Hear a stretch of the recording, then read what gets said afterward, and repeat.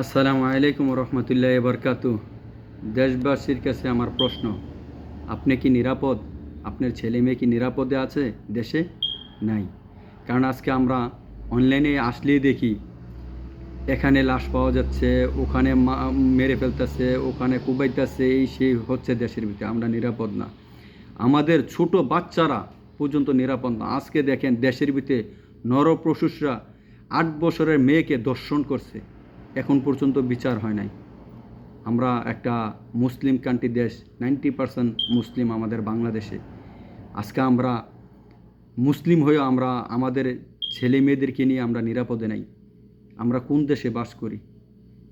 এই আমাদের মুসলিমের রীতিনীতি, আমাদেরকে কোরআনে এই ধরনের কোনো কাজ করার বিধান আছে? নাই। তাই আমি বলবো জনগণকে, এখনও সময় আছে। আমরা যেহেতু মুসলিম, আমরা যেহেতু দেশে শান্তি চাই, আমাদের ছেলে মেয়ের নিরাপদ চাই, আমাদের নিরাপত্তা চাই, তাহলে আমরা কোরআনকে প্রতিষ্ঠিত করব। দেখবেন কোরআনের বিধান যখন বাংলাদেশে আইন কায়েম হয়ে যাবে, দেখবেন দেশ অনেক সুন্দর দেশ চলবে। আপনিও নিরাপদে থাকবেন, আপনার ছেলে মেয়েও নিরাপদে থাকবেন। আজকে দেখেন আমার মতন ছোট বোন ও মেয়ে আজকে নরপশুদের হাতে নির্যাতিত হওয়া লাগতো না।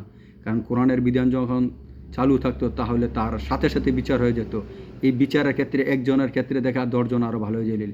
তাই আমি বলবো এখনও সময় আছে। আমাদের ছেলে মেয়েদেরকে নিরাপত্তার জন্য, আমাদের নিরাপত্তার জন্য আমরা ইনশাআল্লাহ ইসলাম কায়েম করে আমাদের দেশের জনগণ ও সাধারণ থেকে সব ধরনের শ্রেণীর লোকেরা নিরাপত্তার জন্য থাকতে পারি। ইসলাম কায়েম হোক। তাই আমি বলবো তখন পরবর্তীতে আমাদের এই ছেলে মেয়ে নিয়ে আমরা নিরাপত্তাহীন ভুগতে হবে না। তো আপনাদের কাছে আমার প্রশ্ন আমি রেখে গেলাম। যদি আপনার বিবেকে প্রশ্ন করবেন, যদি আমার কথাগুলো আপনার ভালো লেগে থাকে, তাহলে আপনার ইসলাম কায়েম করার চেষ্টা করবেন। সামনে আমাদের ইলেকশন আসবে ইনশাআল্লাহ। সেই ইলেকশনে আপনার মূল্যবান ভোটটা আপনি মূল্যবান জায়গায় ভোট দিবেন। যেমন আপনার এই মূল্যবান ভোটটায় ইসলামের জন্য উপকারিতা আসে ও সাধারণ ছোট থেকে বড়দের জন্য উপকারে আসে। নিরাপত্তাভাবে যেমন আমরা বাঁচতে পারি, বাংলাদেশে চলতে পারি, আল্লাহর বিধান যেমন এই ইসলাম কায়েম হোক বাংলাদেশে, সেটা চাই। তাই আমি বলবো আপনার বিবেকের উপর আমি ছেড়ে দিলাম। যদি আপনার ছোট ছেলে মেয়ে ও আপনি নিরাপত্তা চান, তাহলে আপনার বিবেকে ছেড়ে দিলাম। আপনি যেটা ভালো মনে করবেন সেটি আপনি করেন।